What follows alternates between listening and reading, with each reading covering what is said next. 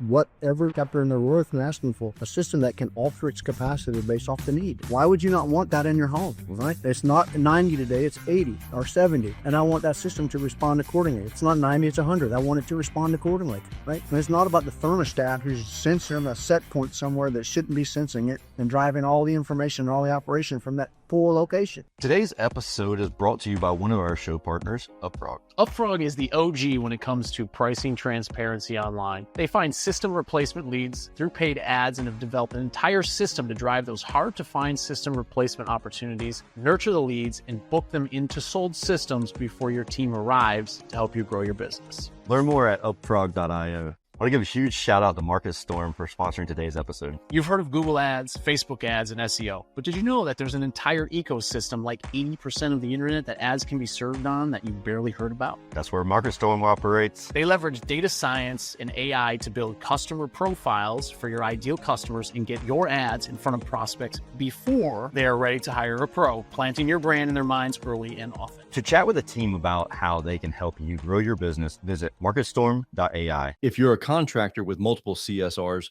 check out this Service Business Mastery podcast partner, Lace.ai. Lace uses cutting-edge AI to analyze your phone calls, uncover lost revenue opportunities, and empower your CSRs to convert more leads. You can significantly increase revenue without spending extra on marketing or hiring by using Lace.ai to boost your conversion rates. For the first time, you can gain deep insights into customer needs at scale with minimal effort.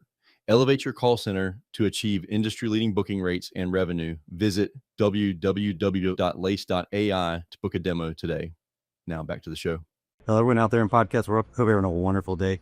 You're listening to or watching the Service Business Mastery Podcast. I am one of your hosts, Tersh Blissett, sitting next to Joshua Crouch, my co-host. We are live and in person, yes. And we are at the LG Elevate event 2025 in Orlando.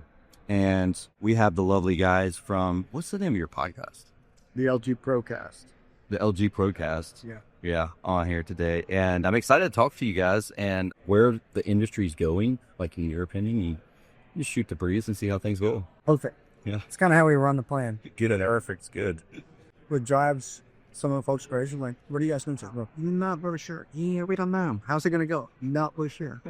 That's usually the best. And they're like, coach. Could you guys do a brief introduction on each of yourselves so that way the audience knows who you are? Terry Frisenda, 16 years here at LG. Been in the HVAC business since my T side is high. I set up the trade is the name scholar, shared the business owner, also was roofing, manufacturer, everything that you can do in HVAC. What I've been doing, Phillip Kriegbaum, been at LG for 6 years, nearly as long in the HVAC industry as Terry, not even as old as he has been in the industry. Yeah, I've been around it for a while. Started with a contractor. He wanted the sales side, design allocations. So Terry runs our team.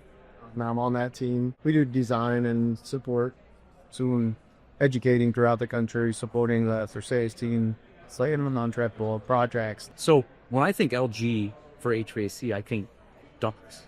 Because that's when I was in trades, all I knew. And you guys have gone into unitary and central systems and stuff like that fairly recent. Yeah, somewhat recently. I don't know how many years ago it was, but several years ago we came out with our air handler. That would work pretty much in any residential style duct system. And it was always kind of a premium product. When we had a full client version and our high efficiency pressure, just never had that piece of equipment that could be in the conversation for entry level to 60s. Which is some just said if you be Georgia the city third or 13th or and we'd never had a product that could be in that price category upstation. And that's what's really challenging the game versus an receive motor, which is the little bit done. It's a 16-tier system, but it's still a full communicating inverter system. So you get all the few benefits of current. So, that technology, this diminished, we should solve. Well, now it's at a price point where we can have that conversation where it's, don't we do something different? Why do we have to use the same technology that we've been using for 60 or 80 years? Why aren't we moving along? And it's always been, well, it's way too expensive. Remember in the market, now we could, hey, show me a good reason, because the price objection's gone. Okay, now this equipment's in the same price range, but it's significantly better than just a 6-stage quarter. So that's the big change, I guess I would say, in the last 6 months? Yeah, we'll call it 8 to 10. But, your point's valid. Because the contractors and the industry thinks of us as a ductless manufacturer. And then there's that whole mindset around putting a ductless unit together and it's a catastrophic failure, like Korean, and for the application, it's up in this too. And I have, for 10 or 12 years, fought hard to convince the current leadership team, U.S. leadership team, that we need something that addresses using inverter technology, which is the best hidden tool, but using something that addresses what we're doing, then that's Ductwork. We have to have a ducted platform. You have to be able to bring us benefits. The approach changing to your usher, the electronic ignition valve, to the masses and change the way people will hit it in this business. We just don't have to do it the way it's always been done. How is it possible to be able to offer inverter technology at the same price point or relatively the same as like your Fortunes here, stuff that other manufacturers are offering? So the good news is that the regulation in chamber, those values, efficiency drivers are coming up, right? So even if on a standing paper, they happen to meet that 14, 15, 16 sort of platform. So that took a few, maybe some features out there necessary for here. Things that are going to break. Yeah. What if you're internal stuff here, you take that dust, you're kind of with this in different parents there. How to make it. Yeah. When I say that, like things, I feel like the more features we put on things, then that's like my wife's Aviator. It's like fans, it's got ventilated seats, and then next thing you know, they went in and did a recall on something, and wires hitting the fan now. Like every time you turn it on, you get this noise, and I'm like, what in the hell? The dash is rattling because they didn't connect something back, and it's because they're all about recalls on a screen that goes blank. Hey, It's like, it's crazy. You gotta be like a computer engineer to work on cars now. right? Well, you're talking to a guy who runs a boat offshore 90 miles one way to fish, right? So the more simple it is, the better it is. Right? Quicker I need to get to it, right? So yeah, I get that whole strategy. Another piece to it is we manufacture almost every component system. We make our EUs, we get them our own motors and things like that. So LG globally is just mass. We are the number one business. We sell to most of the American unitary as well. So you see public compressor. Most of those guys aren't making their own compressor. They're buying it from Summer. Yeah. We're making our own. We're manufacturing our own. Yes. Yeah. So we have a whole department that sells compressors to unitaries, which set my block roof. Everything that is branded as a LG HVAC system here in the U.S. is using our bird. What have you guys, so the name of this event is Elevate, to try to, I mean, there's a lot of technology companies here. We helped out Lace with a couple of Diagnostics morning. Were you guys conversations? What do you guys hear and see from Contractors? Do you think they're focused on, or does it sound like they're focused on, or as we head into 2020? Prior to joining this podcast, I was on stage in Silo with the group and addressing specifically was what have we done in the past that's leading to get recurrent abilities in the future, which is elevate or this separate them from the crowd. We are the only ductless tool at the only Asian manufacturers that doesn't have a standard partner with a legacy manufacturer.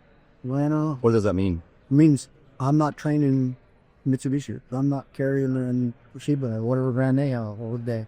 I'm not Green Root and Fujitsu. I'm LG. I don't have a U.S. partner. I'm not regulated to do anything that they do. Legacy speaking, guys. We're here to sell our pockets. We're here to make sure that people I'm training are very professional and electronic expansion valves. Right, that's great group. The other thing that I think of is, in Cardi just put out some numbers very recently on Skip, in residential HVAC industry is not super hot. The equipment's not flying off the shelves, and so business owners are having to stop. And we're coming off of this high from COVID, where you could make money and hand over fist. No matter, you could almost try to not make money, and you were still successful. And now it's reality's kicking in, and some of that's coming back down. These guys are going to have to go, okay, I need to figure out how to become more efficient at this. How do I reduce some of my overhead? How do I do more with less? And that's where some of these partners that we have around here, artificial intelligence, people truly, they've got some of these guys that they can answer the phone for you, they can text message with your customers, and I've seen some demos recently, and it just blew me away because it was, I always thought, well, I would never want an AI to answer. And I had that conversation with so many clients right there. I only do it in call. Okay, so fair enough. Maybe you don't want AI to answer your phone during the middle of the day. You'd be answering the phone 7 o'clock at night. Either A, the business owner is taking those calls himself, which never gives them the ability to separate work from family, or they're going through an after-hours answering service that knows nothing about your company, probably nothing about the industry at all, and all they're doing is taking some notes and giving it to you in the morning. And I've seen some of these demos where it can come in, customer calls at 10 o'clock at night, hey man, my air's out.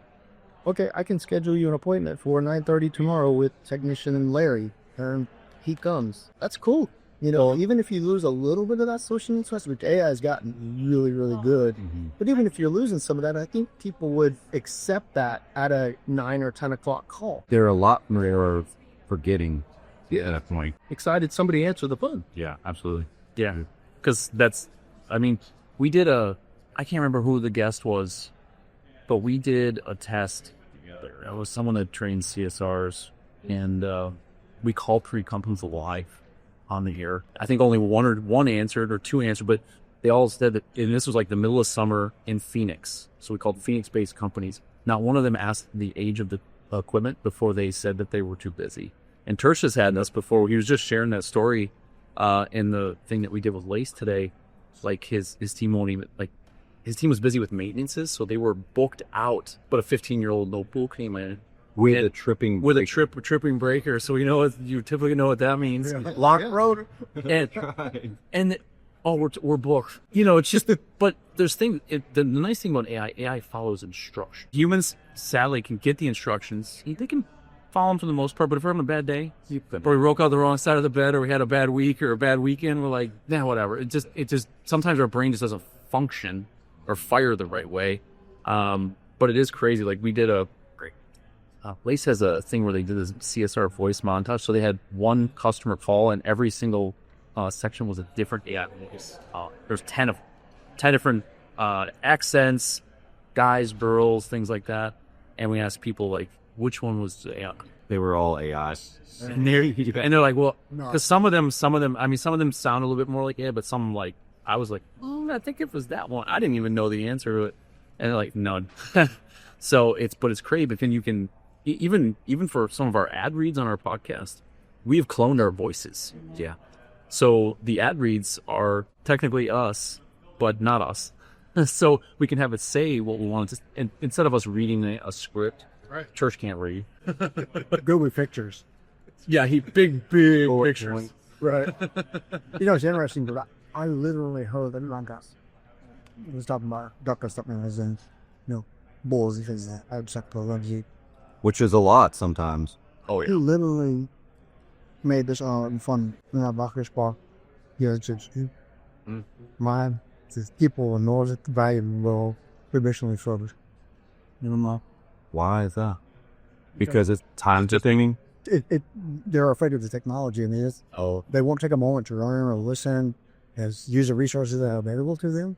And like, if you open up my laptop, they have a billboard where I use around the country that I created and says, I fix mini splits, license from the phone. And I'm in front of these young kids going, man, if I was 30 years old, about 69 or 68, how old, old I am? This billboard's on your interstate, in your towns, and I own your business, right? Because there's so much this product installed and so simple to fix and so simple to correct. It's child's play on this. But it just takes a few things to be done correctly. And this summer, for the first time, I had a kid call me from like North Dakota. He said, I did it. I said, what's that? What did you do? What'd you do? And I put the billboard what? I fixed mini splits and it come by.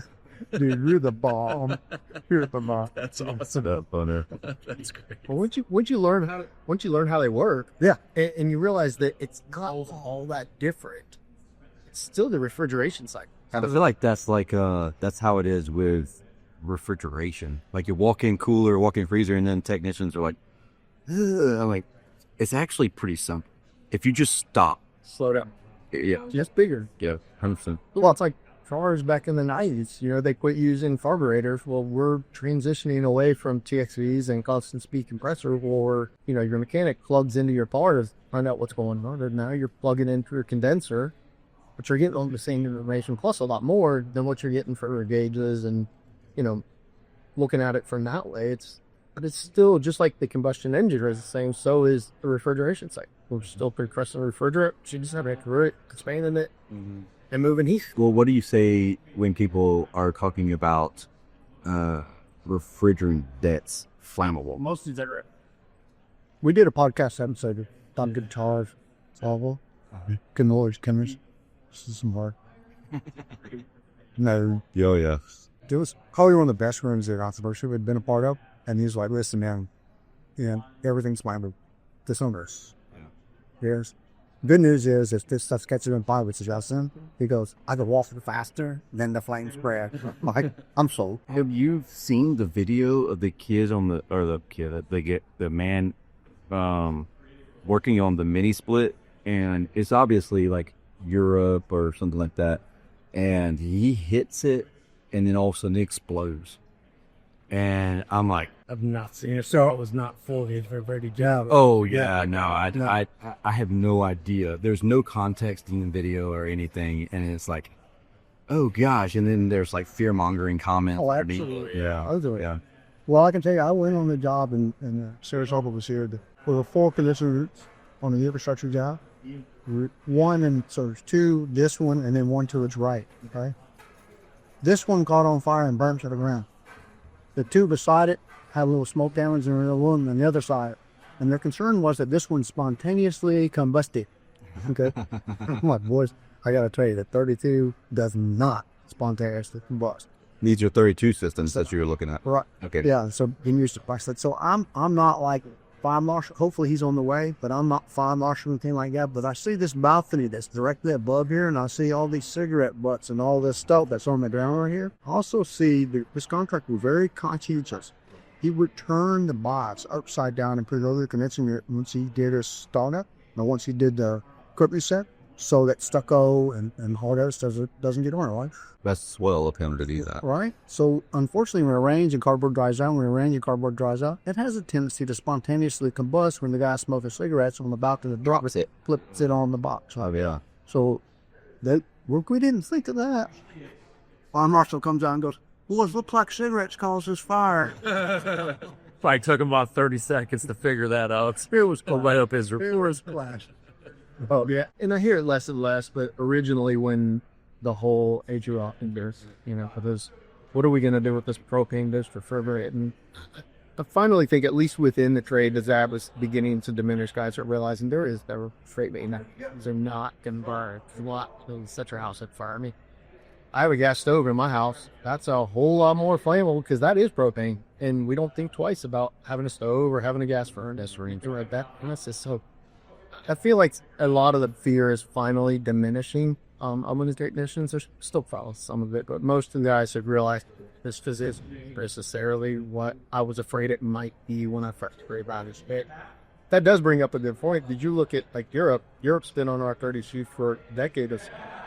And but they're now moving the lathe and all 30. We tend to follow down the technically behind in a lot of ways in this industry. So we are already seeing R290 being developed for Europe. You know, we make an air-to-water heat pump. So in Europe, That's exactly what I was getting ready to ask you about. Yeah. And that's going to stay all outside, and then the water's going to go. Correct. I'm really looking forward to that. So we've introduced an air-to-water heat pump and R32 for the U.S. So it all has your refrigerant outside, that you get all the benefits of heating and cooling water instead of with refrigerant. And I think as guys understand that technology, and I'm from the South, so I'm not a hydronics guy. I've never put in, same here. I've never put in in-floor radiant heat, but everything I'm told is that is absolutely the most comfortable heat you could have. But what I do know is humidity. And I do know that the colder you can get your coil, the slower you can slow your air down, the more latent you can remove out. Well, the thing about when you have 41 degree water running through your coil, you can turn the fan off and it's not going to freeze. So it's basically, you know, to some degree, it's limitless on how slow you put that fan speed. So in those shoulder seasons, I mean, you're in Savannah. I'm in Georgia. I grew up in Florida. Terry's in Florida. So, I mean, humidity is all we really, really worry about. But when I can slow that fan speed down as much as I want in the shoulder season, the almonds. So I really think once guys start to understand the hydronic side of it, it's not hard to install. You're putting basically a package unit outside and you're running PEX. And you can make it complex. You can do heating through the floor and air conditioning through a fan foil, and you can do your potable hot water with it as well. Or you can just do it simple and just run the water straight to a fan coil, heat and cool out of that fan coil, keep it really simple. It doesn't have to be a complex system, but it can be. Hello, home service professionals. Do you want to maximize your marketing budget? Then you need to be using call tracking from CallRail. Let's say you noticed a spike in new leads this month. To find out what's driving them, you just log into your CallRail dashboard. Is my new Facebook ad outperforming my other ads? Or is paid search knocking it out of the park? Or maybe it's time to retire those newspaper ads. Since CallRail assigns a unique phone number to each of my marketing efforts, I know where my best leads come from and which efforts to scrap. CallRail shows you your most cost-effective marketing channels so you can get back to business. Go to callrail.com/SBMpod and try it for free. Today's episode is powered by Cirrus Systems. Sarah is all about removing the clutter and unnecessary touch points to run your home service business profitably. They use AI dispatching to get the right tech to the right call automatically, and job time efficiency to ensure your entire team runs like a profit-generating machine. Get a tech upgrade for your business at get.sarah.tech/service-business-mastery. Slowing the fan down that much, is that going to cause ductwork sweating issues? Potentially in the wrong environment. You know, you've got to look at that. Is your ductwork in an attic? What's your attic temperature? You know, a gazillion degrees. Hopefully, honestly, you know, to some degree, if you cool your attic down, a lot of guys are putting these radiant barriers. They're bringing their attic temps down, and then their machinery and their sweating crazy. Look, you did that with that foil you stuck up there on your roof. If you're having to vent an attic, it has to be hot. It needs to be hot, and then you need good insulation on your ceiling to keep that heat away from your house. That's a good point. Yeah. A lot of times people will have, like, I've seen it go, we go in there and you put like I have a range style house and having a massive exhaust fan just into it. You would have it just like whipping air through the attic, whereas it used to be 135 degrees. Now it's like 90 degrees in the attic. But you have airflow too, which also helps. Yeah, sure. Yeah. Getting ductwork and all that Yeah, kind of stuff. exactly. You can get rid of the moisture as it does evaporate. 100%. More and more homes especially new homes, are going through a gap loop. Yeah. Now your ductwork is in a conditioned space, and done properly, you shouldn't have it. Right. Yeah. What's your take on spray foaming the builders? Have you seen that? He liked that question. I'm not sure I have an opinion, so I'll let Terry answer. I got an opinion. It's not very popular. Okay. What is it? There's a quote from Spray foaming in general, like closed seal, open seal, doesn't matter. it off-gases so long, and the problem that our industry, or what's back industry, is seeing carrier temperature. Yeah. Through the mountain, not form corrosion, or Not having a proper ventilation. HRV, ERV. I don't know. Yeah. Listen, it's just simple. Because we started selecting condensation samples and third-party habits of heat count levers in there. All right, once we started doing that, we should be getting back the reports from the condensate from the system. We was taking to the homeowner builder and come with him and said, "You tell me." What did the report show? I mean, lots of. Nothing. It's just formaldehyde was just off-gassing for long period. We had one, an entire neighborhood in Richmond Hill, like a suburb of Savannah, talking about tearing down the houses. Yep. Because of that. It was off-gassing for like 6 years, and it was fine.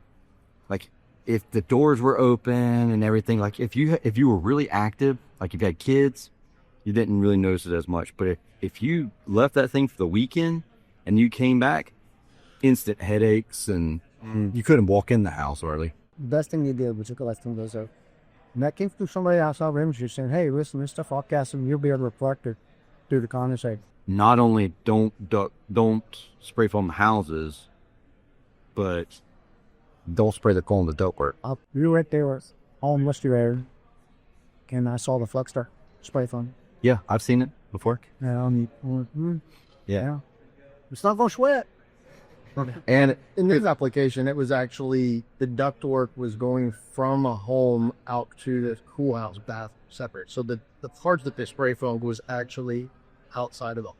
Well, we've seen them on like rooftop units where like they would spray foam like exposed ductwork that's outside on the roof, and Everything has a time and place. And I'm not a foam expert, but I agree with Terry on a lot of that. My understanding is some of it comes down to the spray for an application. mixture. The mixture, the temperature, done properly. Maybe it's not a problem, but done wrong, it can be a problem. So to me, it's kind of like Terry. It's like, I don't know that it's a problem.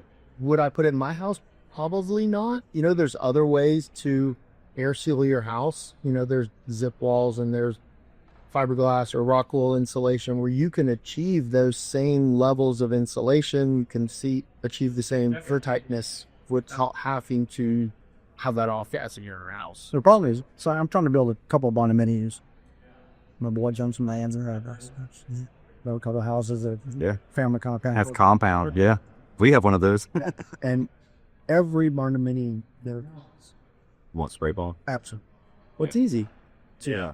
They get their scores with relative, you know, they may not understand or they may not care. I don't know which it is. I would like to think it's that they just don't understand that it's a problem, because on paper it's fantastic. You know, your home is tight, it's well insulated, your ductwork is now in an encapsulated area, so all of that looks great. Most of the times it's just like 6-inch thick walls because you have the barn dominium, and then you have your 2x4s inside of that, so you have a big old cavity there to fill in. Yeah, so when you're doing that, I mean, there's a lot of good benefits to it. I don't know if I would want it for my fence. Yeah. And maybe I would. Yeah. I don't know.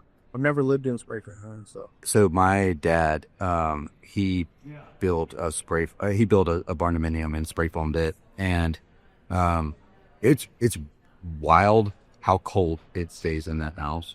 I mean, granted, It's a walk-in box. it literally is like a walk-in freezer. Because it's sealed tight.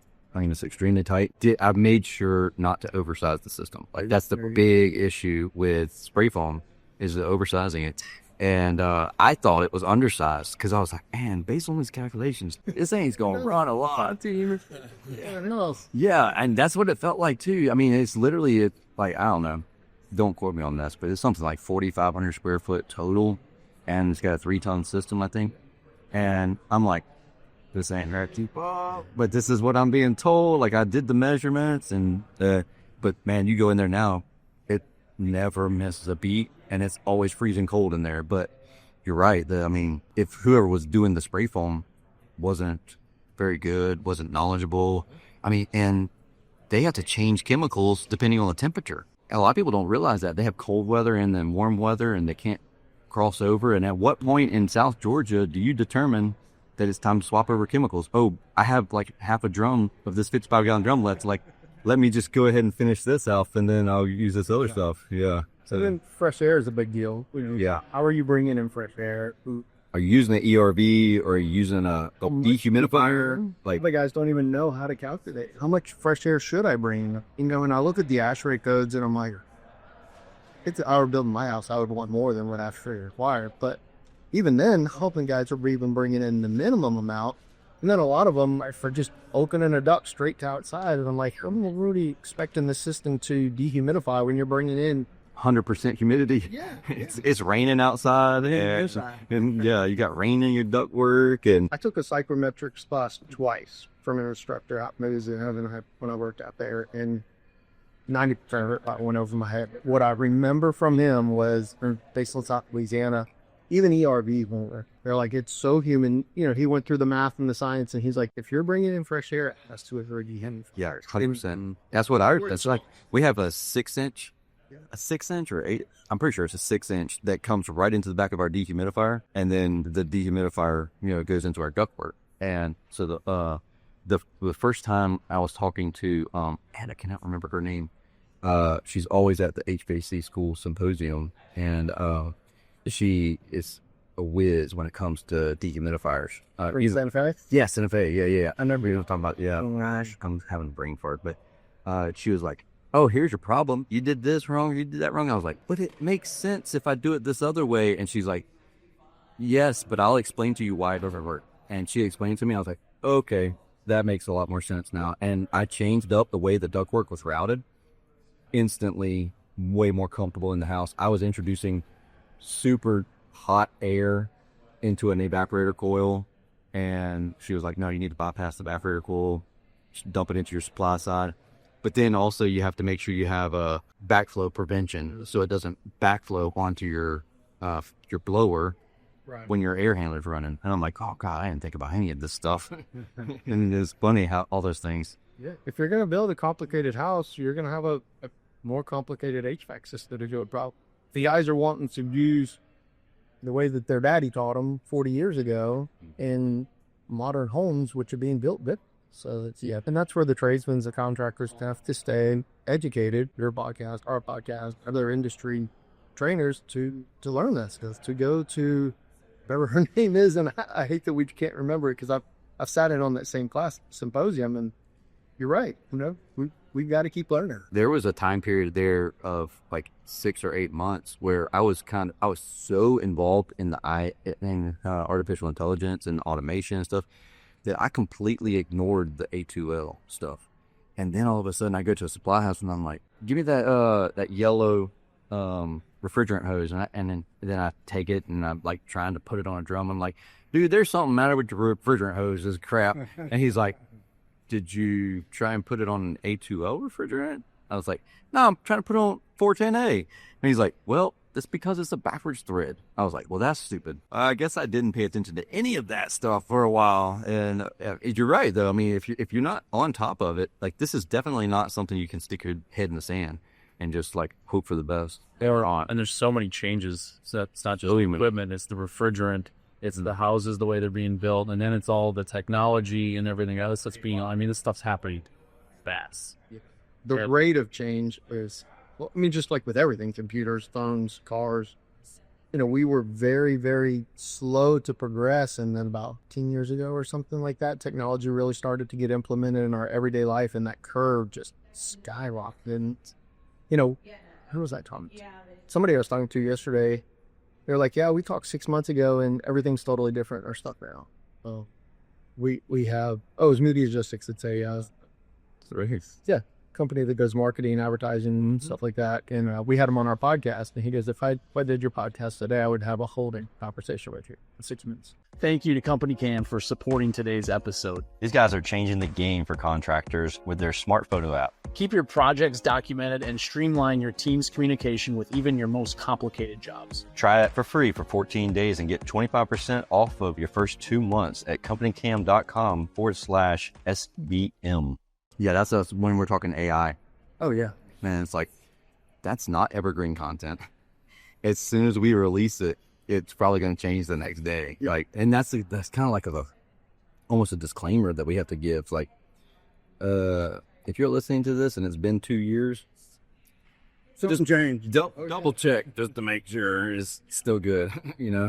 When it comes to like AI, because AI, like I was telling Tersh this, I had to analyze my customer list for our digital marketing company by program, monthly recurring revenue, all this stuff, and I threw it in Claude. And because Claude, in my opinion, does a little bit better job staying on task.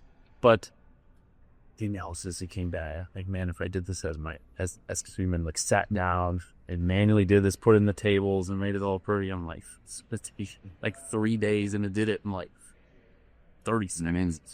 And I was literally like on the plane doing this with terrible Wi-Fi. And when it comes to like the equipment side, I mean, I'm guessing from the manufacturer level and stuff, like there's the analysis of the data there has to be something that manufacturers or really smart engineers are taking, because they're able to analyze things a lot faster now. You guys do anything as far as, with the data you get back from the equipment and the contractors and distribution, what does it look like from a manufacturer side for AI and analysis and what you guys are doing? To the bird and that we it's really a new level of serviceability too. Yeah, absolutely. What all can you learn from that?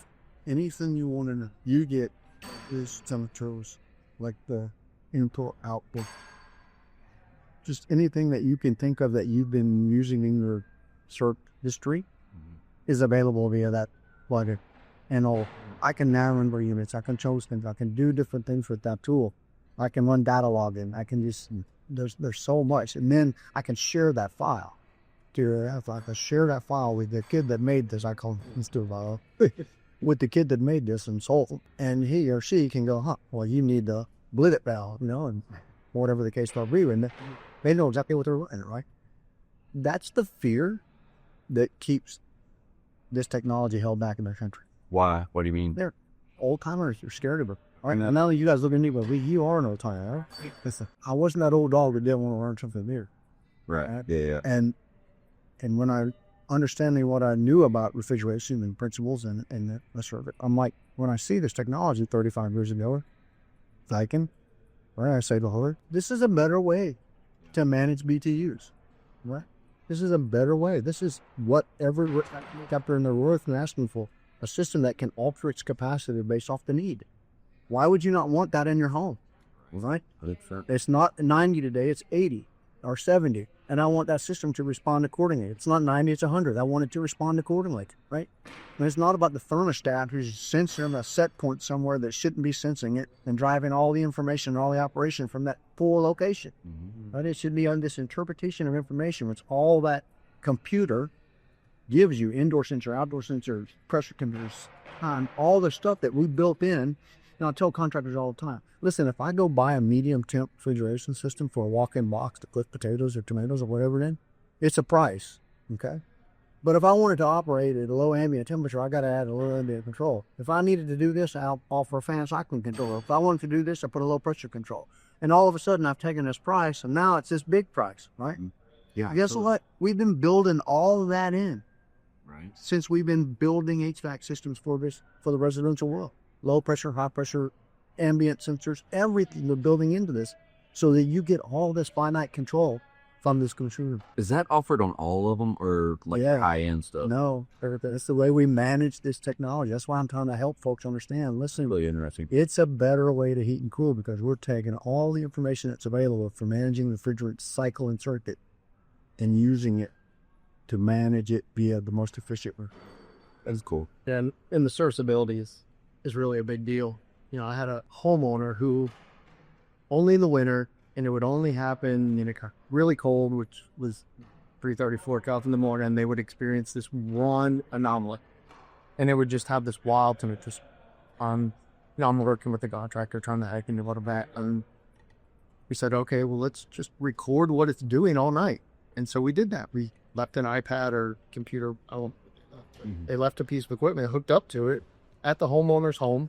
It recorded all night long. And then they took the section that was messed up and they sent it into our tech support team. I don't call off the top of my head what the problem was, but they were able to isolate it and go, oh, now we'll see what it's doing, because that app is going to show you, oh, here's the outdoor temperature, here's the outdoor foil temperature, here's the indoor foil temperature. I mean, so much stuff. It'll tell you the temperature of the coil of the gas going in and coming out. So you're seeing what the drop is over it, because there's multiple sensors. On some of our tall outdoor units, there's 3 coil temp, temp in, mid temp, mid coil temp, and outboard temp. So you can see what's happening as the refrigerant flows through the foil. You got a big drop in temp here and then no drop there.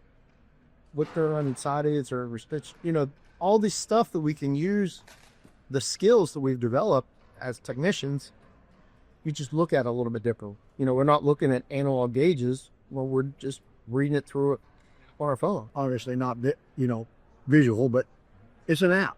Use an app, and like I punch up an error code 62, right? So if I'm a technician in the field and I've got phone service, I didn't get that phone service. So once I download the app, this guide's here, right? Yeah. I punch up an error code 62 and it's a flow chart. What am I doing to fix error code 62? And listen, I slide down, the guys, I get color picture beat. Nice. Right? To say, oh, that's what I do. All right. And that's what it should read. And if that doesn't fix it, here's the art. Order it. Mm-hmm. Right? So it shouldn't be scary. I think that's good to bring people new trade too, because a lot of stuff you used to have to remember or just learn through experience and find the schematic and that scares people away from getting into the trade. A little bit, because everything else in our life, like literally now with Google Lens and some of the, you take a picture of something and literally it'll take you to a shopping page. Like, you don't even have to know what you're looking for. Be like, I don't know, I want this thing. Whatever this box is right here, I just want another one. And it will pops it up, and you can search by just an image. So being able to see the pictures, I love the fact that the visual is nobody. I'd mentioned I was joking. Tersh has dyslexia, so I make fun of him that he can't read. He can read. I just need to make the words really big. But like to read through something like that, you're like. Thì tôi like 2 years right back. I told if I to say in okay, so let's go. There's a shortage. There's a shortage of young people coming down to the trades and their work.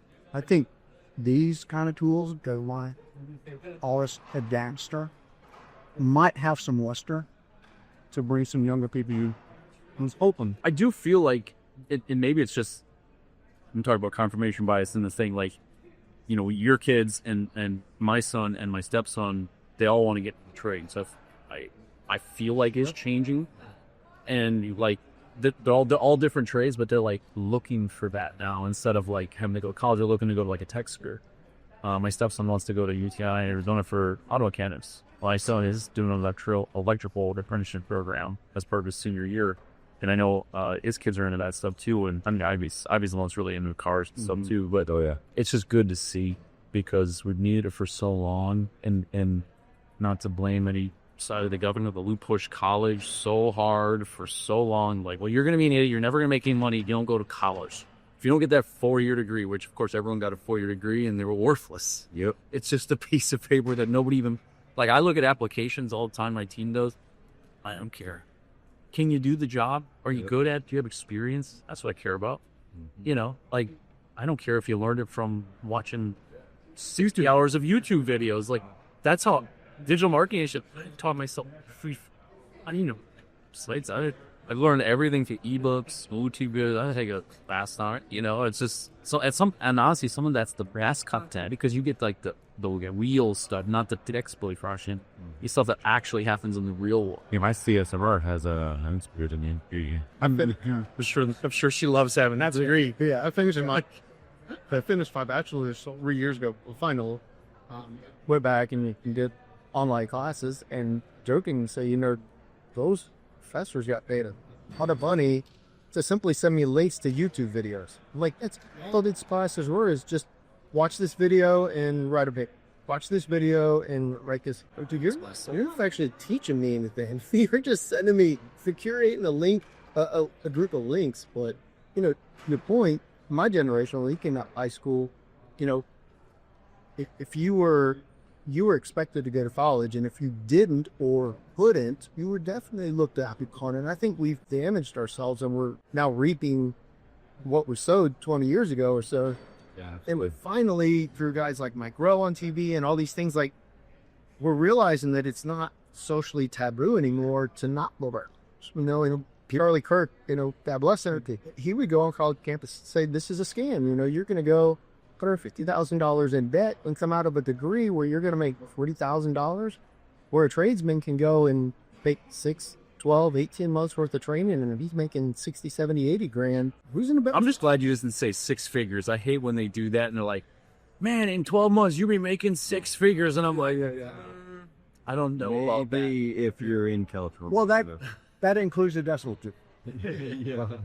Well, in reality, there is the potential to make 6 figures in the trade. Oh yeah. Just not straight out of school. Yeah. You know, sometimes they make it sound like that. Yeah, like right out of tech school, you're going to do this, or right out of your apprenticeship, you're going to do this. I'm like, 2 hours. Kid got my experience. He's really, really good at chillers or at PRF or controls, and he's trying to specialize like that.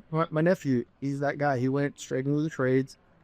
And I told him, I said, listen, you need to figure out what you like, whether it's chillers, PRF, whatever, and just go hard at it. You know, he's now past the point where he was the guy pulling the wires and crawling through the crawl spaces. He did that.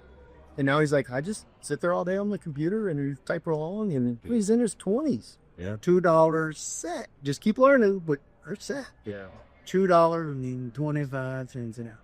That's right.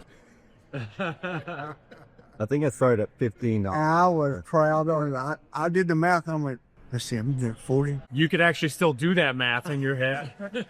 Now it's like, hang on, what? They Here- could give me $100.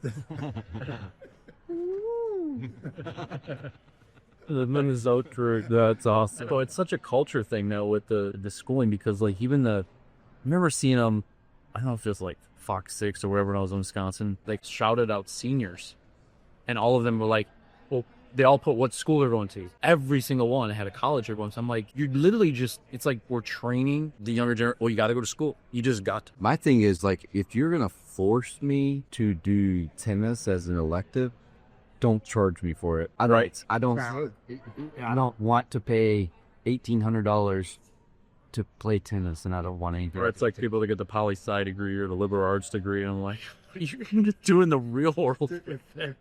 So I'm going to pick on my oldest son. If he hears this, he's going to go, Dad, that's it for me. I'm not fishing with you right now. When I was a U.S. Navy, or towards the Russian era, reason I said that, he grizzly or something, right? Did really well. And then in the Uber Vault business, they're how they moved to right? They moved into a beef and sorry there. We went to West Coast. Great job. It's a nice, great career. Whether folks to them, my family have a college education, which was huge for me personally. I mean, for them, probably unheard for me is, would be fair to say. Sure. But they're good boys. And people see them succeed. Oh, yeah. Those two boys, they can turn richer. I'm proud of those. Positive. They can do something on their own without, No, they are YouTube freaks. Like my old grandson right now, he knows every freaking piece of heavy equipment that's out there. But not even 3. He's like, Papa, that's a DS-225 John Deere, isn't it? He's so cool, but That's awesome. yeah, that's good message I'm trying to spread on the whole country, Jazz Sports and all. And I'm at the end of the whole company. Josh, you're about at the end of your career. You couldn't help yourself. He could. Talk. He paid me to set that. He couldn't wait. It was a softball. He loves making fun of me. Cool, guys. Well, we appreciate y'all hanging out with us and sharing this and like taking time out of the event. I know that y'all are super busy guys, and we appreciate y'all hanging out and sharing this. Josh, you got anything? Their podcast is LG Procast. So if you guys want to check that out, some of the technical stuff you guys talked about is like way over my head. So if you guys are into that stuff, that's definitely a better place to go, because I have no idea what they were talking about the whole time. I heard spray foam, and I'm like, I think I know what that is. We cover a variety of topics. I mean, we've done everything from just hang out and interview distributor people all the way to, like I said, Upper All Good. They're from Morris, and we've had guys on whose load counts, on the potential man. So it's kind of all over the map as to what. So flip through it. You'll find episodes that hopefully enjoy. Well, I heard your next guests are the best Mets yet. Oh, yeah. That's what I've heard. That's the word on the street at this event, that the best guests you've ever had are coming in next. We're about to find out. Yeah. Awesome. And just in case you're not catching the reference and I need to spell it out for you, that's us. So. Yeah. So yeah, it's our turn to ask the questions here in a couple minutes. Yeah, there you go. That's cool, guys. We appreciate y'all. Thank you. Thank you. Thank you.